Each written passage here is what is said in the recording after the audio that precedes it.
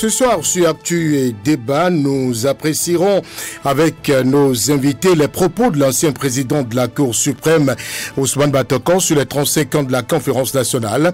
La presse béninoise a, elle, un nouveau code de déontologie. Nous en parlerons et nous dirons également un mot sur l'opération de retrait des véhicules branlants de la circulation. Nous sommes ce soir avec Julien Kitty, Nicolas Sopetin. Bonsoir, chers invités. Bonsoir Brice, bonsoir à tous. Bonsoir Brice Bill, bonsoir à toutes et à tous. À la mise en onde de Patrice Bédia, prise de vue Job Chiquet, merci à toute cette équipe technique qui m'accompagne. On va démarrer avec une actualité maison, l'invité de l'émission Franc-Parler qui a reçu ce dimanche. L'émission Franc-Parler a reçu ce dimanche, j'allais dire, la responsable à la coordination des unités déconcentrées de la diaspora à l'Agence nationale d'identification et des personnes. Elle a abordé les différentes améliorations apportées par l'Agence pour le bonheur des Béninois et a annoncé également qu'une direction va désormais s'occuper de la fraude à l'ANIP. Nous l'écoutons. On constate beaucoup de fraudes. C'est d'abord des citoyens. Il y a des fois où, je crois l'avoir déjà notifié ici sur votre plateau, que nous rencontrons des usagers qui disposent parfois de plusieurs actes de naissance. Et pour une raison ou une autre, utilisent l'un pour se faire enrôler. Après, pour une raison encore, pour une autre, le même requérant se pointe encore avec un autre acte de naissance, oubliant que l'ANIP a déjà mis en place un dispositif pour qu'après chaque enrôlement, on sauvegarde en fait le document d'enrôlement que la personne a utilisé dans notre base de données. Donc, le requérant ne peut plus, pour rien du tout, nous dire non, je ne me suis jamais fait enrôler, voilà mon acte de naissance et tout. Là, l'ANIP a la possibilité de lui montrer que non, vous êtes déjà fait enrôler une fois avec tel document, c'est vous. Et là, le requérant est obligé de se justifier. Il n'est pas exclu que si vous faites votre enrôlement avec un document D, que vous puissiez peut-être faire une demande de correction en son temps. Si vous voyez que peut-être lors de l'enrôlement, le document que j'avais utilisé n'était pas mon meilleur document. On voit également des actes, des anciens actes falsifiés que les gens nous apportent. Donc, cette direction-là s'occupe de tout ça. Ben voilà, vous venez de suivre donc la responsable à la coordination des unités déconcentrées de la diaspora à l'ANIP, Julien Kitty, désormais une direction de fraude à l'ANIP. C'est nouveau et ça va permettre de gérer beaucoup de choses qu'on a déplorées par le passé. Je pense que c'est la soif et la fougue d'aller à la perfection qui amène l'ANIP à faire ça, et je suis très heureux en tant que citoyen de l'apprendre, parce que l'ANIP, même son installation et son fonctionnement et les outils que l'ANIP avait mis en place étaient déjà des avancées notoires par rapport à la situation dans laquelle se trouvait notre état civil globalement. Il y a, je ne sais pas, je vais être sérieux, 10 ans comme ça derrière.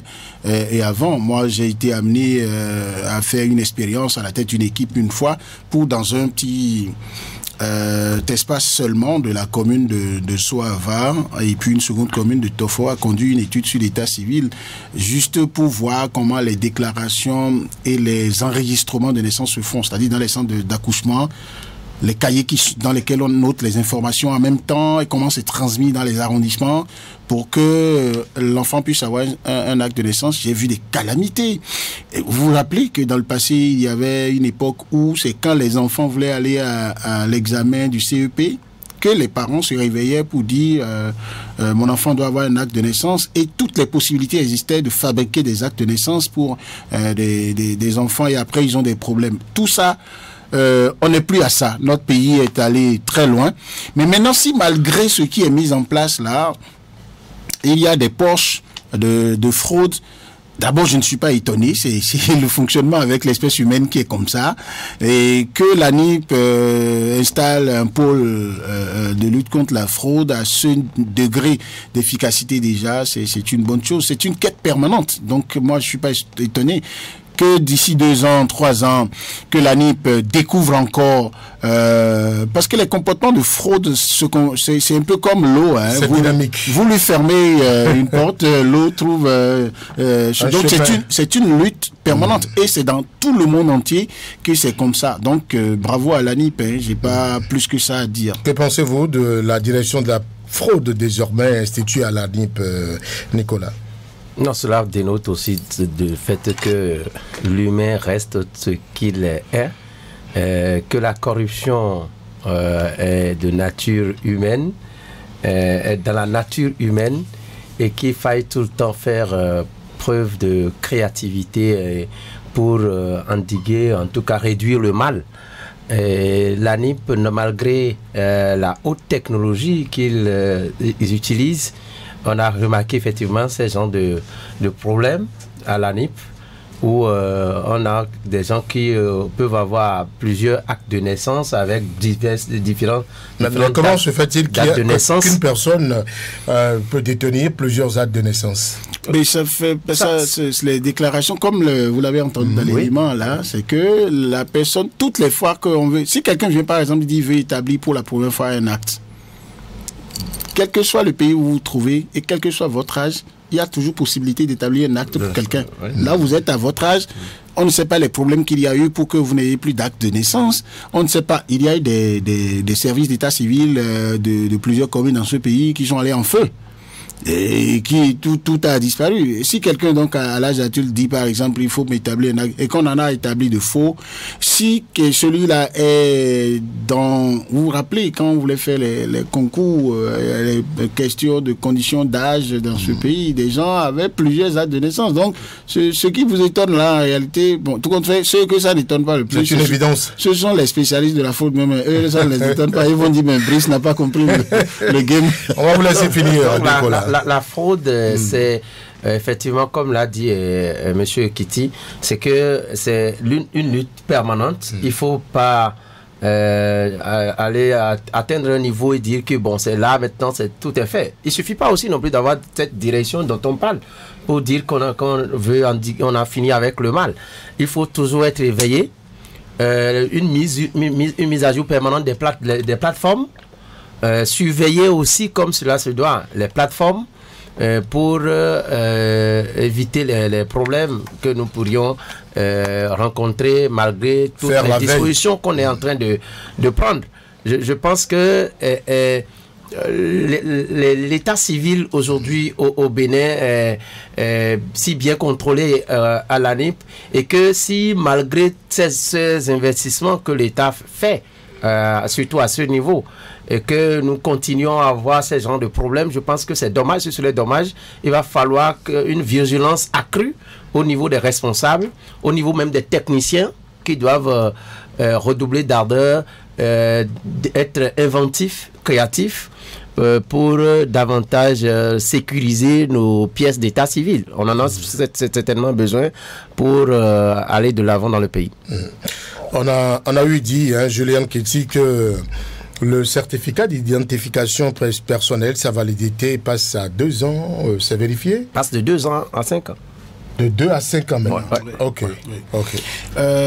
Si c'est vérifié, c'est bon, mais, voilà. mais à nos frontières, cette carte n'est pas autorisée. Si vous avez la carte d'identification personnelle, on vous demande votre carte d'identité. Ben, écoutez, moi j'ai envie de vous répondre que cette carte CIP là, ça sert quand même à quelque chose. Vous n'avez pas dit que sur tout le territoire national, vous avez des difficultés avec ça. Il y a beaucoup d'autres choses qu'au quotidien, vous pouvez faire avec cette carte. Et vous et moi, on n'est pas au même niveau d'accord social que tous les citoyens béninois.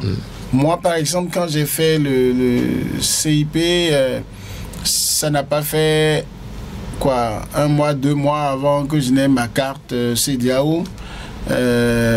J'ai par ailleurs mon passeport, donc j'ai plusieurs possibilités de prouver mon identité. Et si selon que je me retrouve à une frontière ou que je me retrouve dans une institution où on me dit, dès qu'on me dit c'est telle pièce qui peut valablement fonctionner, bon, je sors la pièce que... Mais combien de Béninois sont à mon étape? Non.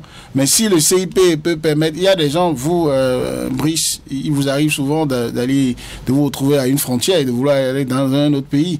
Il y a des Béninois qui, de leur naissance jusqu'à 60 ans, 70 ans, n'ont aucune possibilité d'aller ailleurs. Ils vivent dans leur pays, mais que le paysan qui veut qui a fini de cultiver, qui a vendu un peu, qui veut déposer de l'argent à la Cielcam, on lui demande une pièce. Si CIP, ça peut fonctionner, c'est bon. La dame vendeuse de bouillie qui veut postuler pour bénéficier de microcrédit à l'AFTIA et prendre 100 000 francs CFA, si ça peut lui servir à ça, elle va vous dire c'est bon. Mais après, elle se fout pas mal de ce que vous allez faire à la frontière Bénin-Togo, Bénin-Nigeria ou ailleurs.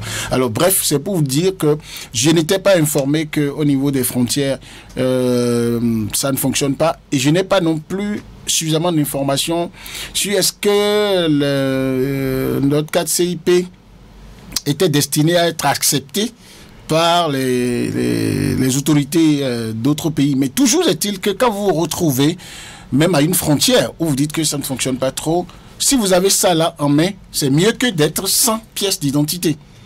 Tout au moins, quand on voit ça sur vous à une frontière, on ne vous prend pas pour un braqueur, on ne vous prend pas pour un hors-la-loi. On sait au moins qui vous êtes. Mais après, si vous voulez par exemple faire des opérations, continuer à voyager, tout ça, et qu'on vous impose, chaque pays a sa législation et les gens peuvent vous créer des ennuis. Mais je pense que l'avantage qu'offre le dispositif de l'ANIP, c'est que ce n'est pas parce que vous avez le CIP que dans la durée de validité du CIP là, vous ne pouvez pas avoir la carte biométrique. Non, vous pouvez demander les deux, les obtenir. Moi, j'ai eu les deux. C'est vrai que je n'utilise plus trop CIP là, mais bon.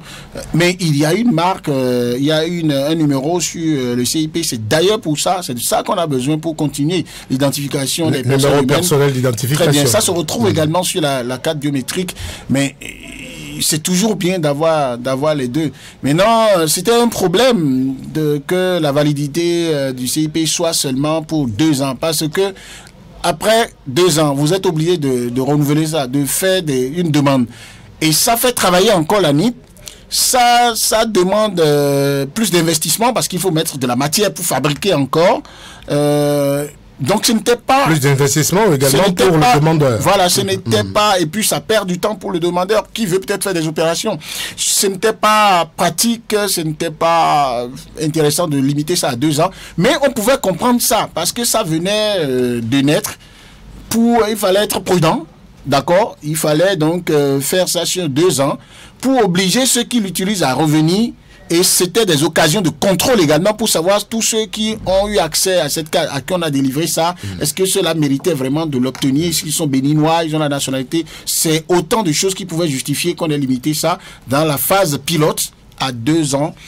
Et maintenant que ça passe à 5 ans, je pense que c'est une... C'est un soulagement, la rallonge à 5 ans, à défaut de diminuer le coût. Vous avez souhaité sur ce plateau la diminution des coûts de pièces, Nicolas. C'est aussi un soulagement. Oui, on peut le dire. Ce n'est qu'une justice qui est réparée, à mon avis, parce que la carte d'identité nationale que nous avions l'habitude d'utiliser, c'était à 2400 et ça a une validité de 5 ans.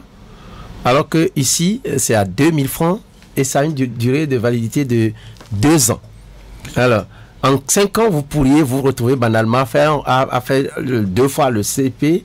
Ça fait déjà... Parce que ce que c'est... Mais pour 2400 francs de l'ancienne carte d'identité, vous pouvez dépenser 20 000 francs. Non, justement, ce que vous dites, ça ressort de ce qui n'est pas normal.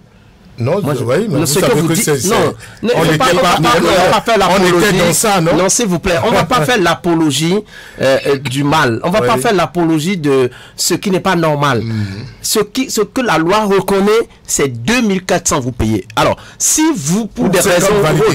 pour 5 ans de validité. De la pièce, si vous aviez pour une raison ou pour une autre, ou encore vous avez besoin d'avoir quelqu'un que vous laissez aller au jeu du corrupteur, ça fait tant pis pour vous. Le problème, c'est que la législation ne reconnaît que 2400. Alors, aujourd'hui, si on prend un CIP à 2000 francs et qu'en 5 ans, vous avez besoin de renouveler ça 2 fois, ça fait le double de ce que vous aviez l'habitude de payer. Alors, donc moi, je pense que ramener cela à 5 ans, c'est une justice qui est réparée. Une justice soulagée. Oui, moi, je pense que maintenant, le problème que vous soulignez tout à l'heure avec M. Jules Kitty, à savoir que cela soit rejeté à nos frontières ou encore en dehors de nos frontières, je pense que c'est à cela qu'il faut travailler. ou carrément supprimer la CIP et la carte biométrique, ramener ça à un coût raisonnable pour que tout le monde puisse avoir cela. D'accord. Histoire de ne plus avoir ces problèmes, ces soucis lors de vos voyages. Ça, les autorités plus simple. Vous entendent, Nicolas Sopetin. Non, on a fini sur le sujet. Non, 30 secondes. 30 secondes. Oui, 30 secondes. Pour dire que, puisque les questions de coût, ça intéresse beaucoup mon ami Sopetin, si la carte biométrique, je pense que c'était très intelligent d'avoir le CIP et d'avoir la carte biométrique également. La carte biométrique, au moins, je pense que vous devez débourser jusqu'à 6 000 francs ou plus. Alors, si c'est que vous voulez regarder le pouvoir d'achat des Béninois, ça veut dire que c'était très intelligent de la part des autorités béninoises de proposer la formule CIP qui permet donc aux gens de faire beaucoup d'opérations au plan national et de ne dépenser que 2000 francs. Comme et si pendant 5 ans, on aurait pu ramener le coût très bas en sachant que 2000 francs en sachant que la carte d'identité biométrique était alors la plus supérieure pour régler beaucoup d'autres problèmes. Quand vous prenez ça, vous pensez que 2000 francs c'est peu? Non, attendez. Il y a des familles non, s'il vous plaît, au Bénin qui dépensent 2000 francs pendant 6 mois. Pardon, pour avoir le numéro d'identification, c'est 0 francs. Si c'est pour avoir votre carte d'identité, votre carte CIP, qui peut vous servir à sortir de votre situation qui vous amène à utiliser 2000 francs en 6 mois. Je pense qu'on peut faire ce sacrifice-là. Donc, il ne faut pas être pauvre. Non, s'il vous plaît, la carte, ce n'est pas quelque chose qu'on fabrique, qu'on se fabrique tous les jours. Non, ici, l'ANIM ne vous fabrique aucune carte. Vous avez la version numérique et il vous appartient vous-même d'aller imprimer et plastifier. Donc, ce que vous dites est grave. Donc, vous ne voyez du mot fabrication. Attendez, si vous ne voyez du mot fabrication que sortir la version physique. Non. Tout ce qui est fait pour que ce que vous avez la conception numérique, mon cher, c'est pas une fabrication. La conception numérique était déjà fait, on sait. Et puis, mais c'est ce qu'il appelle fabrication. Pour ça. En plus, quand on dit 2000 francs le coût, c'est même pas 2000 francs. Parce que ça ne va pas rester sur vos portables pour que les gens puissent les gens acceptent un sur portable. Mais si vous allez à la banque, on vous demande de photocopier ça. Et qu'on va vous joindre à votre chèque, ou encore avec votre l'impression. C'est l'impression de 100 francs, c'est ça qui pose problème. Ah non, pourquoi vous dites que l'impression ça ne veut rien, ça ne vaut rien? Non, c'est 25 francs. Ah pardon, comment 25 francs? Même si c'est bon, de toutes les façons, Nicolas, vous êtes soulagé. En plus, aujourd'hui, moi je suis d'accord. Moi je voulais dire, c'est que quand vous regardez la carte biométrique, pour le peu que vous savez de la technologie qui permet tout ce qu'il faut investir pour fabriquer cette carte-là, c'est difficile de maintenir ça au coût du CIP actuel. Donc c'est bon d'avoir les deux. On ne dit pas quand vous avez CIP là, vous ne pouvez pas aller faire carte biométrique, ou que quand vous avez carte biométrique, vous êtes obligé de faire. Ça vous revient excessivement cher. Qu'est-ce qui revient? Ça fait 8000 francs. Au plus. Je dis, vous n'êtes pas obligé de faire les deux. Non, voilà que le CIP a deux problèmes, c'est ce que nous disons. Le CIP a d'autres problèmes, c'est que vous ne pouvez pas voyager et se faire accepter. C'est ça le problème. Donc carrément, moi je n'anime pas l'émission, mais j'ai envie de vous dire. On devrait ramener les deux là. On devrait ramener les deux là. Si c'est possible, il faut le faire. Si c'est possible, il faut le faire. On va passer à un autre sujet. C'est juste un break maison.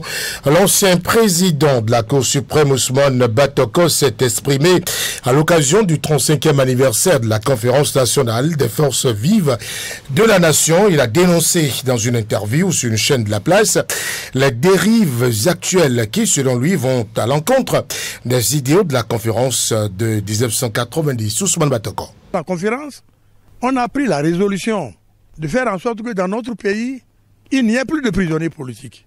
Nous avons pris la résolution de faire en sorte que dans notre pays, il n'y ait plus d'exilés politiques. Nous avons pris la résolution de faire en sorte que, au Bénin, chacun puisse s'exprimer le plus librement possible. Liberté de presse, liberté d'opinion, liberté de mouvement, liberté d'association, liberté d'aller et venir. Tout ce qui avait comme liberté était consenti et reconnu au terme de la conférence nationale.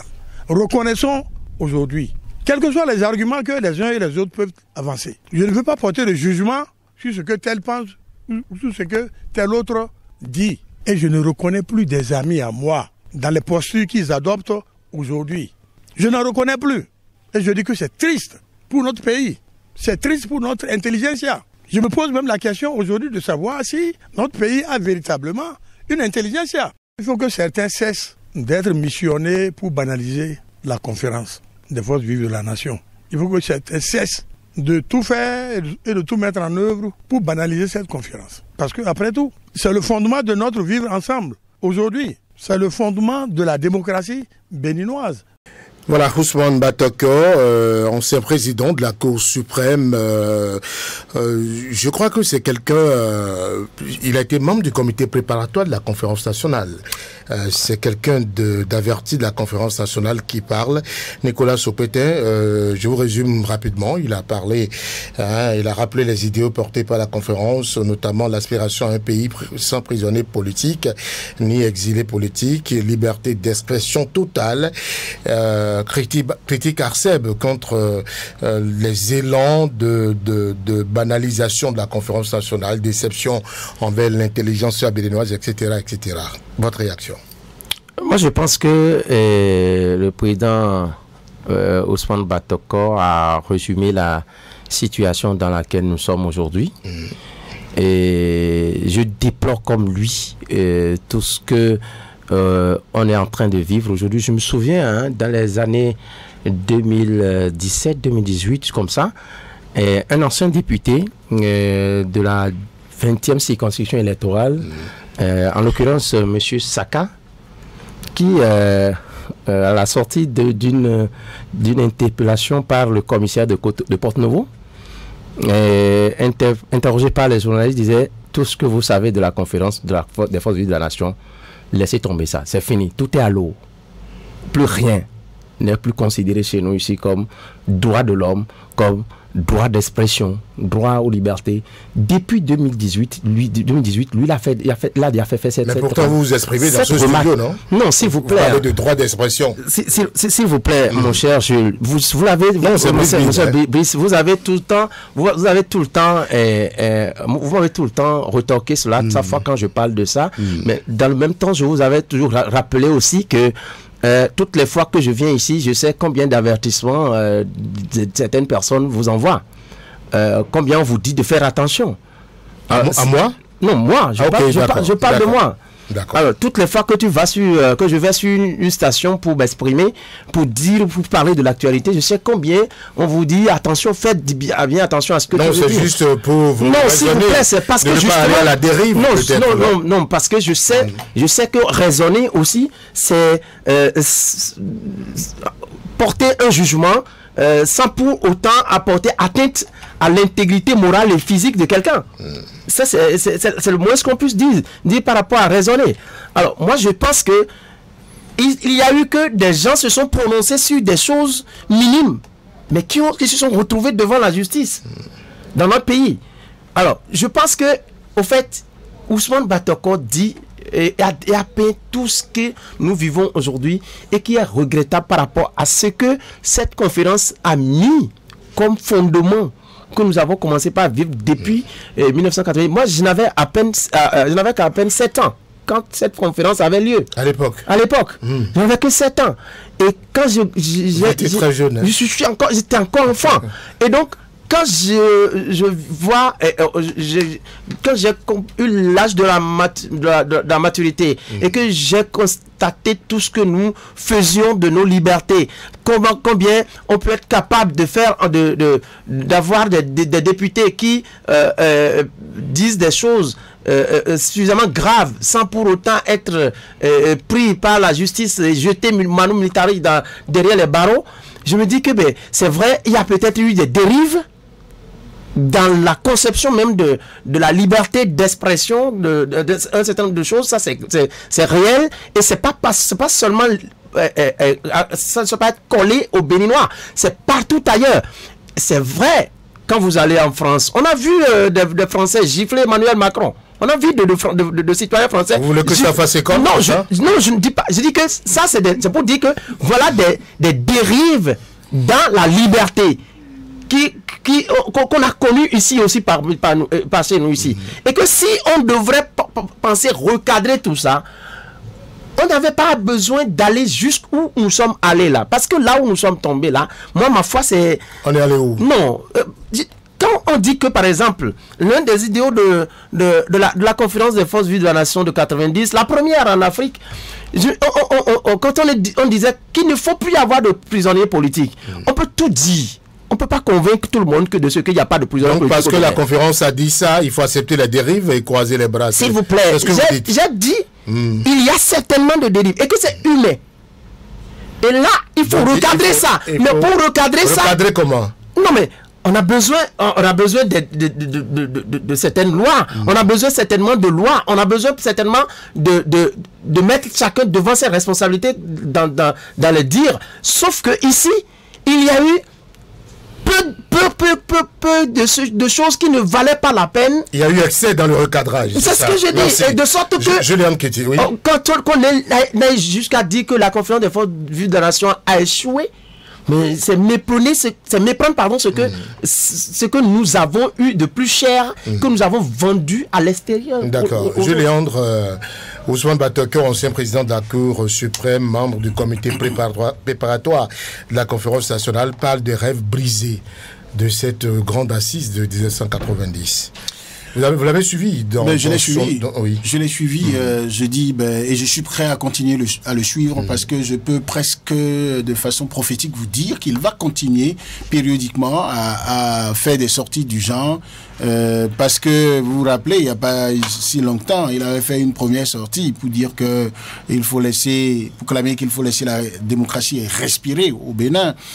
Et entre-temps, j'avais dit que le chef de l'État actuel, qu'il appelle affectueusement son jeune frère, qu'il avait toujours des possibilités d'aller parler dans ses oreilles pour lui dire ce que lui, Ousmane Bator-Okor, qui a été responsable d'institutions de la République, notamment la Cour suprême jusqu'à il n'y a pas longtemps, qu'il avait la possibilité donc de lui parler, lui dire ce qui peut changer et lui faire des propositions à cet effet.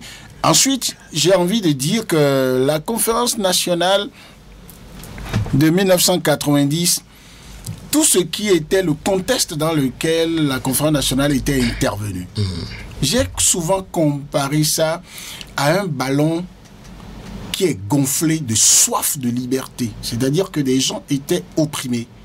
D'accord? Il y avait la pensée unique, parti unique, idéologie unique et répression sans limite de quiconque voulait se montrer ou donnait les premiers signes d'être réfractaire. Pendant la période révolutionnaire. Il fut un temps dans ce pays où ce n'est pas agir contre le régime du président Mathieu Kérékou qui était le problème. Le simple fait d'y penser, vous-même dans votre tête, vous niez d'y avoir pensé. Parce que si quelqu'un entend ça, vous avez l'impression que votre voix intérieure a résonné et qu'à côté de vous, quelqu'un a entendu ça et on vendrait la mèche. Je vous fais la confidence pour être un peu personnel. Moi, j'ai des oncles directs qui étaient des communistes en puissance. J'en ai connu qui ont fait des années de maquis. En puissance ou en acte? Quand je dis en puissance... Des communistes en puissance, ça veut dire qu'ils étaient communistes de la tête aux pieds, comprenez-moi. Bon, ils étaient alors communistes réellement. En puissance, c'est qui en devenir? Bon, là on ne se comprend pas. Et puis comme ce allez-y, Juliandre. Comme ce n'est pas une partie de... On vous écoute, mais je voudrais qu'on revienne au propos de Ousmane Bator-Okor. Non, c'est pour vous dire... Oui. Non, là, lui m'a distrait. Ces oncles que j'appelle communistes en puissance, c'est quoi? Ils étaient catégoriques, presque extrémistes sur les idéaux du communisme. La conférence nationale, que quelqu'un dise qu'aujourd'hui c'est un rêve brisé. Ousmane Bator-Okor a été membre du comité préparatoire parce qu'il était dans le gouvernement. Est-ce qu'il a raison de dire aujourd'hui que c'est un rêve brisé, Juliandre? Moi, je pense qu'il n'a pas raison de le dire. Vous savez pourquoi le dites-vous? Il a le droit de dire ce qu'il a dit. Mais je pense qu'il n'a pas raison de dire ça. Pourquoi n'a-t-il pas raison? Attendez, et de s'en arrêter là.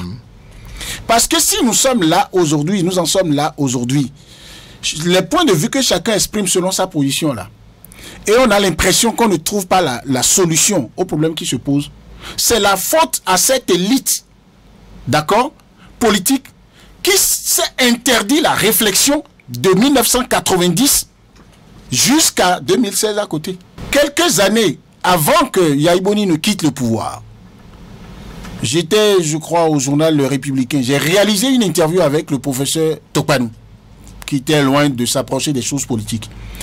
qui me disait ceci, lui-même peut-être aussi qu'il a oublié, il disait, si au bout de 3 décennies, au bout de 30 ans, quand on va aborder les 30 ans de la conférence nationale, quand d'avance, par anticipation, les gens ne vont pas s'asseoir et réfléchir pour dire, le contexte de 1990 n'est plus le même. On n'a plus la soif, la passion de 1990, des problèmes de développement vont se poser à nous. Au bout de 30 ans, la jeunesse de 1990 a changé. Lui, vous a dit qu'il avait 7 ans. Aujourd'hui, il a l'âge qu'il a. Ça veut dire qu'aujourd'hui, on doit compter avec quelqu'un qui avait 7 ans, qui ne savait pas ce qui se passait dans la salle de conférence du PLM à Lédio, à qui on doit appliquer les résolutions du PLM à Lédio, à qui, depuis 30 ans, on devrait enseigner la conférence nationale, de sorte à le préparer à aller au-delà de ce que la conférence nationale a donné. Aujourd'hui, qu'est-ce qui s'est passé? On a utilisé ce que l'un des facteurs sociologiques que moi je déplore dans notre culture, notre comportement, d'accord, sociologique, c'est quoi? C'est le phénomène Johamon. En fond, là, on dit, c'est comme ça nos grands-parents ou bien nos aînés ont fait. Ça doit être comme ça. Non. Attendez.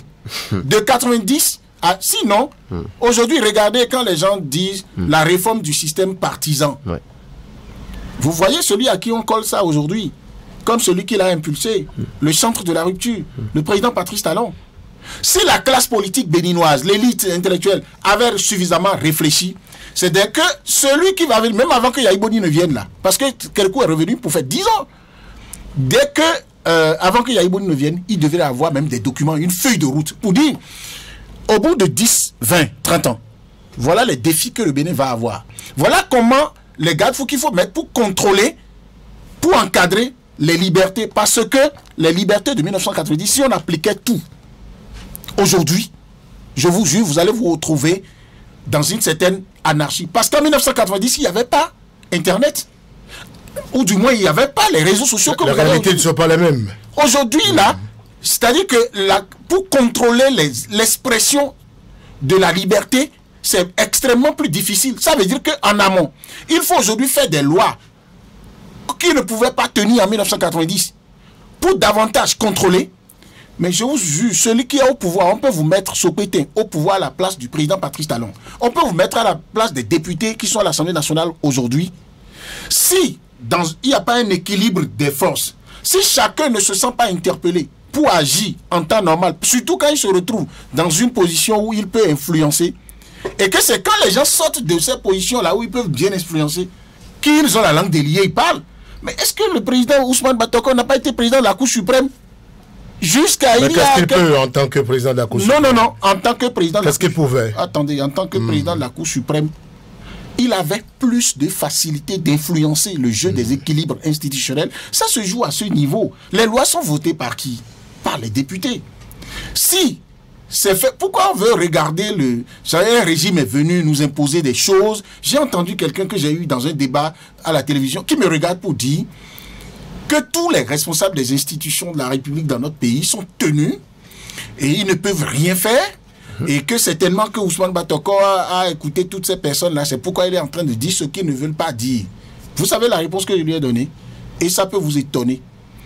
Si quelqu'un est membre d'une institution et que on vient lui proposer ce qui n'est pas moralement correct, et lui, il a été à l'école, ses parents l'ont mis au monde, il est adulte, il est responsable d'une institution, et qu'il croise les bras, on le ligote, pieds et mains et tête, ça fait son problème.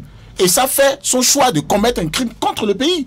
Donc, je ne sais pas pourquoi on veut présenter le président Patrice Talon et son gouvernement comme des monstres de qui tout le monde a peur. Non, s'il vous plaît. Non, attendez. Non, s'il vous plaît. Mais attendez, ce que M. Jules dit, ce que M. Jules est en train de dire, c'est le rapport de force.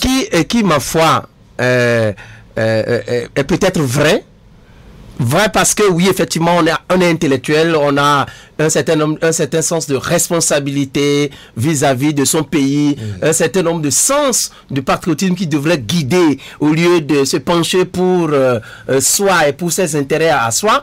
Mais vous avez oublié, nous étions face à un président qui avait une théorie, une conception du pouvoir et qui pour une moindre chose, a cru devoir mettre en pratique cette théorie, ma foi. Parce que je me souviens... Vous parlez de quel président? Je parle du président Talon. Lorsqu'il défendait, s'il vous plaît, nationale...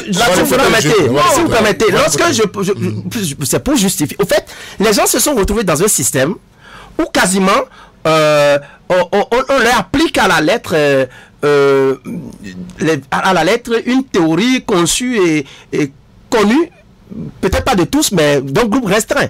Au fait, on dit, parce que le chef de l'État devrait défendre le mandat unique face aux journalistes de Canal 3 Bénin, et qu'il disait que, oui, comment appelle-t-on, ce qui faisait qu'un chef d'État se fait réélu, ce n'est pas son mandat, ce n'est pas son résultat, c'est sa capacité à maintenir tout le monde à sa solde.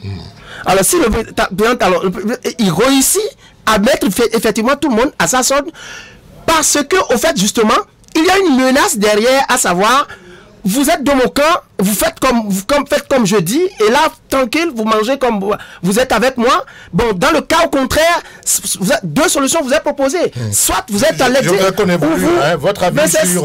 c'est ce que déplore Ousmane Batoko, parce que les gens ont compris ce jeu-là et ne veulent pas subir les affres de ces choses-là.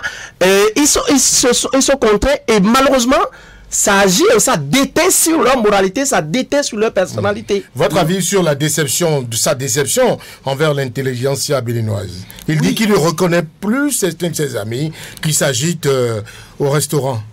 Mais si moi, je peux m'exprimer. Moi, je peux vous dire... Au restaurant, de l'autre côté. Mais voilà. je peux vous jurer que le président Ousmane Batoko fait partie de ces personnalités pour qui j'ai, et de ces intellectuels pour qui j'ai une admiration extraordinaire de par son parcours.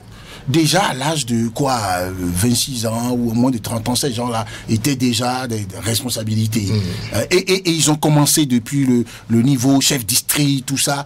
Et puis c'est quelqu'un qui s'est beaucoup promené dans le Bénin. Il est originaire du Septentrion, mais il a travaillé. Aujourd'hui, il est connu à Savalou comme si il était maquis.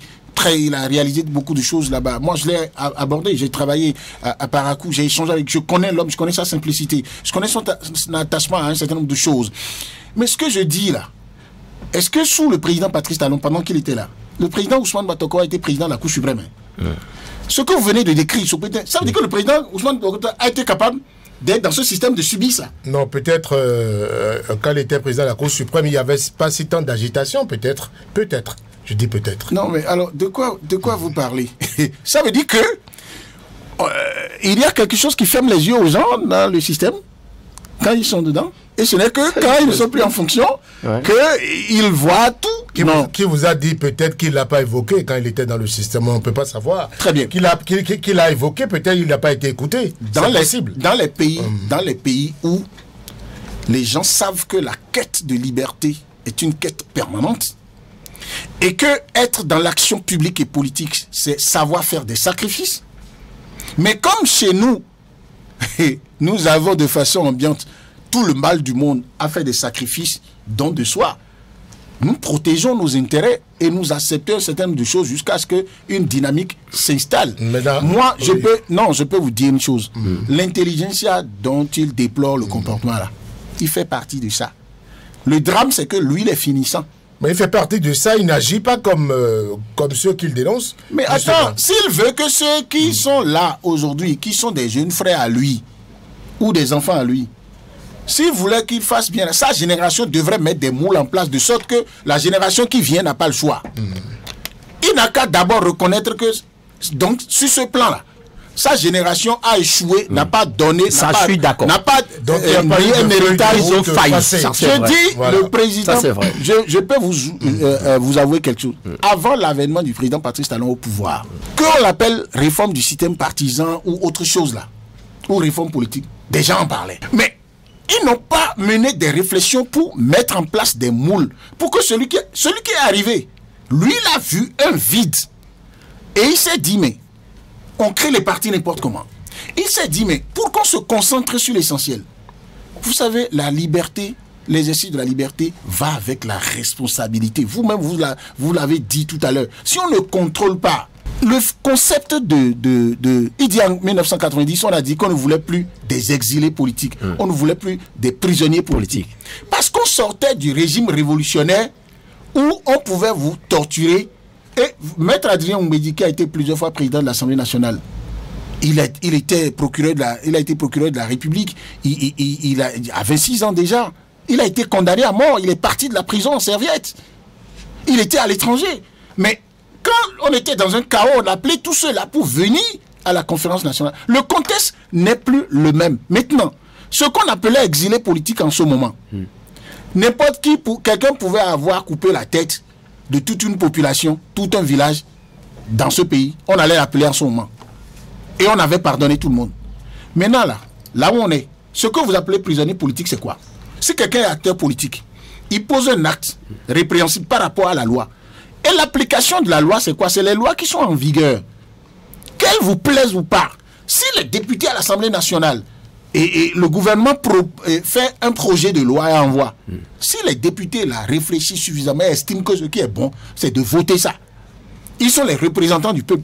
Ça veut dire que eux, là, devant le peuple, ils répondent de ça. Non. Vous n'allez pas dire après que le président de la République qui est là, il a eu tort son gouvernement a eu tort de proposer. Maintenant, il n'y a pas que les projets de loi qui conduisent à l'élaboration, à l'adoption des lois à l'Assemblée nationale. Il y a des propositions de loi. Et les propositions de loi qui viennent directement des députés sont plus nombreuses que les projets de loi. Alors, à partir de ce moment-là, après 1990, la conférence, on a eu des législatures. D'accord? Et on a eu des législatures. Moi, je ne sais pas. Je recherche désespérément des gens de l'acabit, des députés de la qualité Albert Thévoet, Charles Drecpo, Émile Pipidi, qui encore, il y avait des gens, quand ils prenaient, c'est pour on a d'ailleurs adopté la diffusion en direct des débats à l'Assemblée nationale. Aujourd'hui, je vous prends cet exemple seulement. Les débats à l'Assemblée nationale aujourd'hui ne peuvent plus être diffusés en direct comme ça, sans filtre. Parce que nous sommes à l'ère du numérique. Parce que, aujourd'hui, avec la technologie, une petite bêtise tout de suite qui va embrouiller tout le pays, dès que ça tombe, avant vous n'aviez ça que sur une chaîne de télévision nationale, ou bien 2 ou 3 chaînes, et on peut aller régler pour la prochaine diffusion, on peut aller enlever la partie qui dérange. Mais aujourd'hui, dès que c'est fait, c'est en direct. Le jeune de 15 ans qui veut chercher du buzz sur sa page TikTok, il récupère ça, il achète forfait 200 francs dans son smartphone et il bombarde et il est écouté partout. D'accord, on vous a compris. Donc pour moi là, ce que vous appelez exilé politique, ce que vous appelez prisonnier politique, on peut faire... Ce n'est plus la même connotation. Non, attends, ce n'est plus la même connotation. Il faut nuancer. C'est pas moi, je dis, je veux bien qu'on libère tous ceux qui sont en prison, qui sont des gens qu'on connaissait dans l'action politique. Mais vous savez, même dans l'action politique, vous pouvez commettre des infractions. Et que ça peut relever du crime, donc le code pénal peut vous être appliqué. Ça peut relever d'une infraction, d'une atteinte au code du numérique. Ça n'existait pas avant. Maintenant, tout cela là, si vous êtes acteur politique, vous commettez une infraction, qu'est-ce qu'on fait? On dit parce que vous êtes acteur politique, la justice ne s'occupe pas de vous. Alors, si après vous constatez que c'est flagrant, que c'est quand celui-ci a voulu briguer telle responsabilité, c'est parce que celui-ci, quand il a attaqué telle position, il a dit telle chose, c'est dans le même timing là que on lui a dit qu'il a commis telle infraction. Vous pouvez faire le débat en tant qu'acteur civil ou politique de dire il semble que c'est un règlement de compte politique. Mais je vous jure, entre le règlement de compte politique et puis tout ce que vous dites là, c'est la justice encore qui revendique elle-même son indépendance pour pouvoir sonner la fin de la récréation. Un gouvernement, un parti politique, une opposition, ne comptez jamais sur ces entités pour faire toute votre volonté d'impartialité totale. Un gouvernement a envie d'avoir le chemin libre pour agir et appliquer son programme d'action de gouvernement. Ça ne veut pas dire qu'il doit violer les droits de l'homme. Mais c'est là où nous sommes tombés. Non, s'il vous plaît. Je vais vous donner un exemple. Non, ce que je vais vous donner un exemple. Vous n'êtes même pas capable de reconnaître que vous exercez votre liberté en venant parler ici. Non, c'est parce que les gens vous disent de vous méfier. Vous dites que ça suffit que... Non, s'il vous plaît. personne ne sait de quoi tout de suite là est fait avec ce gouvernement. Pourquoi vous en avez peur? Non, s'il vous plaît. De toute façon, moi... Ceux qui ont créé 1990, là, ils ont lutté plus que vous. Non, ceux qui ont fait que moi je pense... Mais si vous aviez 7 ans... Ce que je pense, c'est plutôt que... bon, en tout cas, si on me fait ce genre d'avertissement, moi je pense que si tant est que dans mon raisonnement, je pense avoir dit ce qui est vrai, ce qui est juste, ce que en temps normal, une loi ne m'empêche de dire, je pense qu'on peut m'enfermer, c'est pas un problème. Alors, non, mais pourquoi on va vous enfermer? Puisque depuis on ne vous a même pas enfermé. En tout cas, vous devez vous réjouir de l'avertissement. Maintenant, l'avertissement, ce qui est triste, ce qui est triste, on va le mettre à la poubelle, c'est cela. Non, mais ce que dit ses propos. Non, il faut reconnaître que nous sommes tombés très bas et qu'il faille relever la tête. Merci. Et en faisant en sorte que chacun puisse se dire avoir une responsabilité, un rôle à jouer dans ce que nous sommes. Parce que ce qui est triste, on peut citer tout un tas de choses. Moi, il y a des situations qui se sont produites depuis 2022-2019 qui, jusque-là, quand j'en pense, je suis traumatisé. Pas plus tard que l'année dernière, quand je pense à l'arrestation de Steve Amonsou, moi, je me dis que cela a pu pas bien se passer chez moi.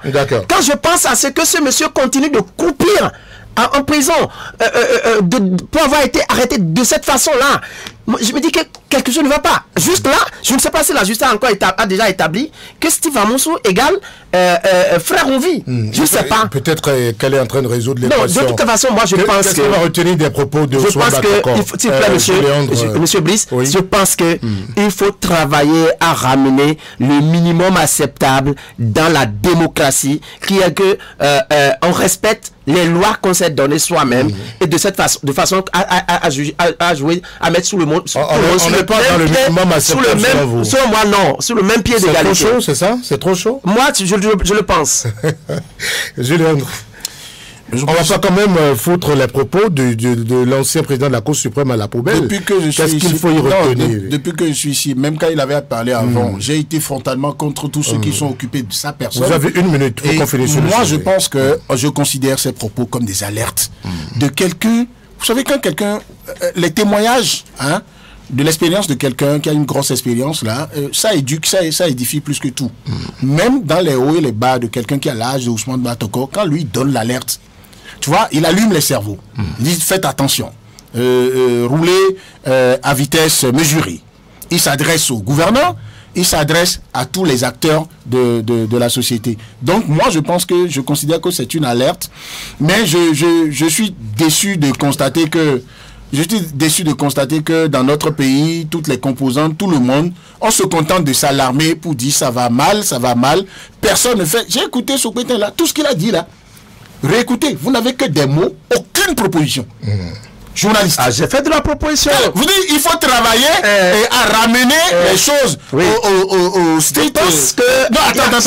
Responsabilité. Quand vous êtes député à l'Assemblée nationale et que vous êtes chargé de voter des lois et qu'on vous envoie n'importe quoi et que vous votez, vous êtes en train de contribuer à ce que nous sommes en train de vivre et que vous devez prendre vraiment vos responsabilités. Comme quelqu'un qui a reconnu par exemple devant les journalistes internationaux qu'il y avait une Assemblée nationale, une Assemblée nationale qui a été totalement à la cause du chef de l'État et pour ce que nous sommes en train de vivre là, il reconnaît une part de responsabilité. D'accord. Que proposez-vous, Gilles? Il vient de prendre 1 minute, 2 minutes pour ne rien dire. Que proposez-vous? Quand je demande aux gens d'être suffisamment responsables, c'est pas une non, c'est bon, finalement, le temps nous presse. Je peux vous dire ce qui a lieu de faire, c'est quoi?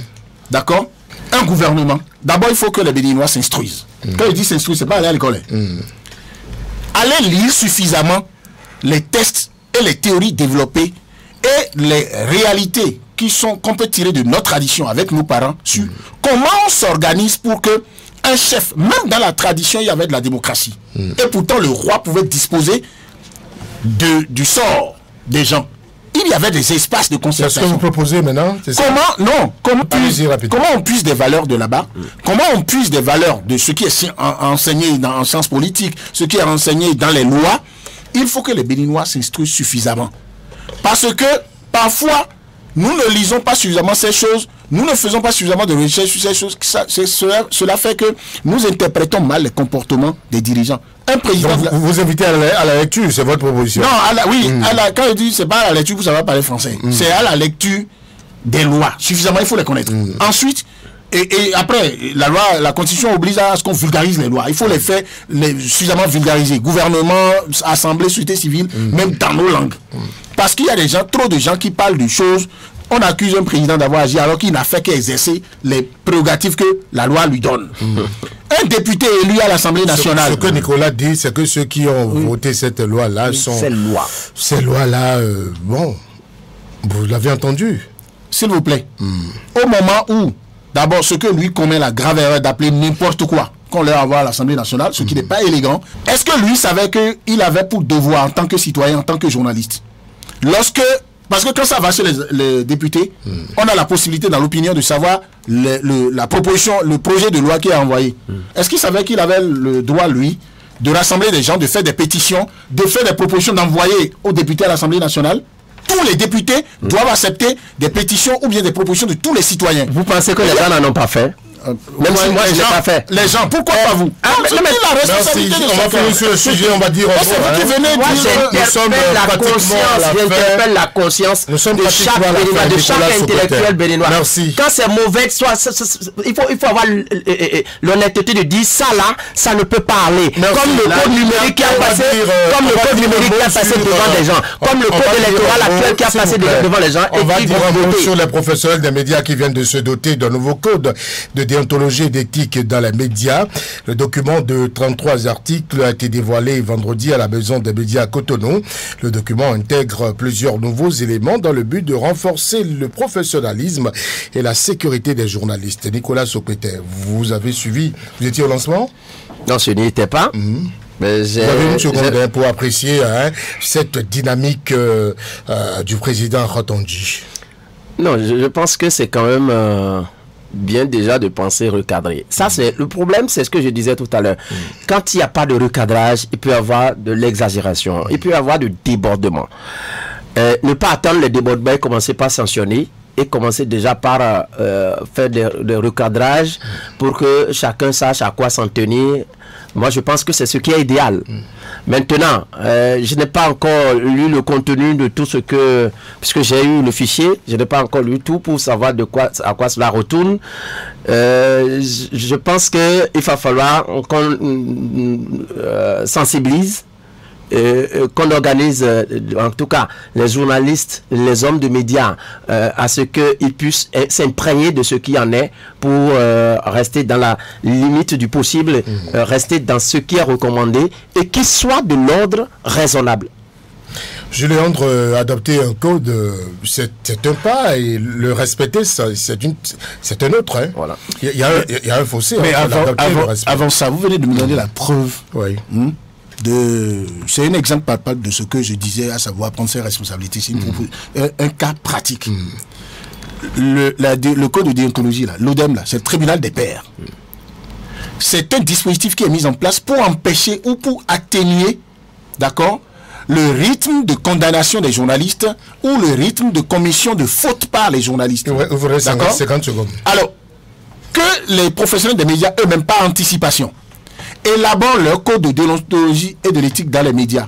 Pourquoi ils n'ont pas gardé le même code depuis là, le premier là, pour dire bon, c'est comme ça, c'est comme ce qu'on a dit à la conférence nationale. Parce que les choses ont évolué.